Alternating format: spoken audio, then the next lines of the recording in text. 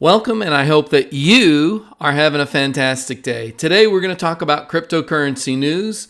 Congress hears a cryptocurrency tax nightmare. This could actually help you out if you're a cryptocurrency enthusiast. Plus, crypto investing ideas to help you take profits and avoid losses. We're going to dig into it. Let's get started. Can we get 99 likes on this video? Smash the like button. It really helps us out. I'm not a financial advisor. This is not financial advice. This is my opinion. So, crypto taxes is a nightmare. Congress hears the latest on blockchain for small businesses. In the United States congressional meeting titled Building Blocks of Change, the Benefits of Blockchain Technology for Small Businesses, one of the testifying witnesses called out current cryptocurrency taxation expectations for their overbearing complexity.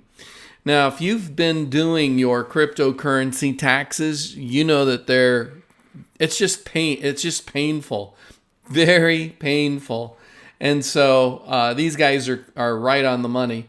Doing your taxes for crypto is the worst nightmare. Protocol Labs General Counsel member Marvin Amari said, fielding a question from U.S. Representative Steve Chabot on blockchain's status in terms of whether or not the tech is ready for mass adoption.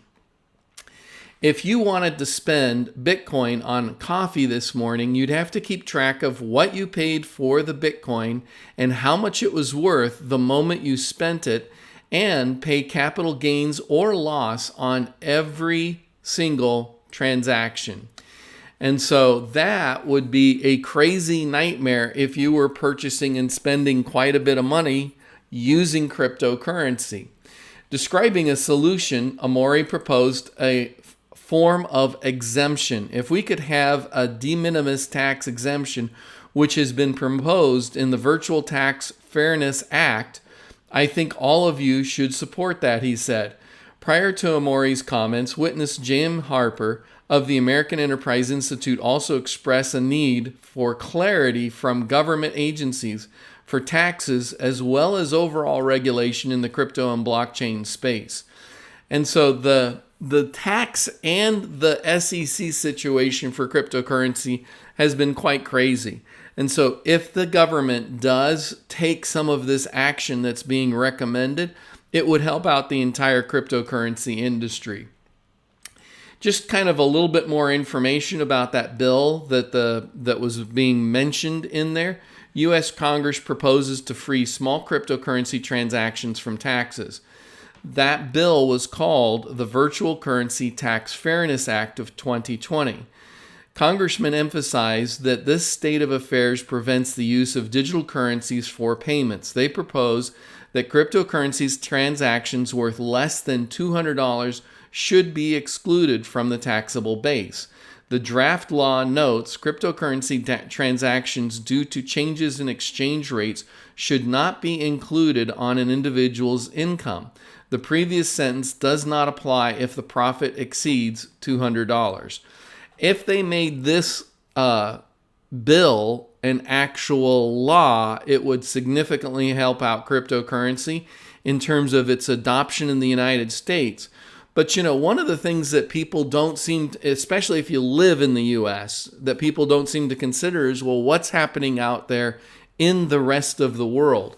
And when you look at what's happening in India, with them repealing the RBI restrictions, the Indian regional banks restrictions on cryptocurrency transactions and not allowing them through the banking system. In other words, you can't, up until yesterday, or the day before, Indian law, and it wasn't even the law, it was actually the Central Bank of India was preventing people from connecting their bank account to a cryptocurrency exchange. And so a lot of things are changing on a global basis, and when you're thinking about cryptocurrency, you really need to think about the global activity, the global interest. Right now, Latin America is growing in terms of adoption faster than the United States. Now, that's based on a percentage of population, but people in Latin America are far more are setting up and purchasing and storing cryptocurrency to a larger degree than folks in the United States. And that's because in those countries, they're having issues with their banking system. They're having issues with inflation. They're having issues with corruption. And as a result, people are looking for a place to put their money that's safe. Well, in the United States, we don't have those kinds of issues. And so we're not very cognizant to the way that those issues are affecting real people's lives in other countries, and how they may have a hair on fire problem that they're looking to solve that cryptocurrency actually solves. And with cryptocurrency solving hair on fire problems for people in all kinds of different countries all over the world for all kinds of different situations, when people in the United States take a look at cryptocurrency, they don't want to base their opinion just on what's happening in the US. You need a bigger, broader, more global approach to cryptocurrency to have a better understanding of why it's growing and what's happening with it overall. Anyway, that's my opinion. Let me know what your opinion is. I'd love to hear your polite disagreements below, or if you have questions I didn't answer, how can I be of service to you? Leave them in the YouTube comments. If you're not watching this on the YouTube channel, just click the icon in the lower right corner so that you can navigate to the YouTube channel, and please leave the comments. I'd love to hear from you. In the meantime, like, subscribe, and hodl, and I hope that you have a fantastic day.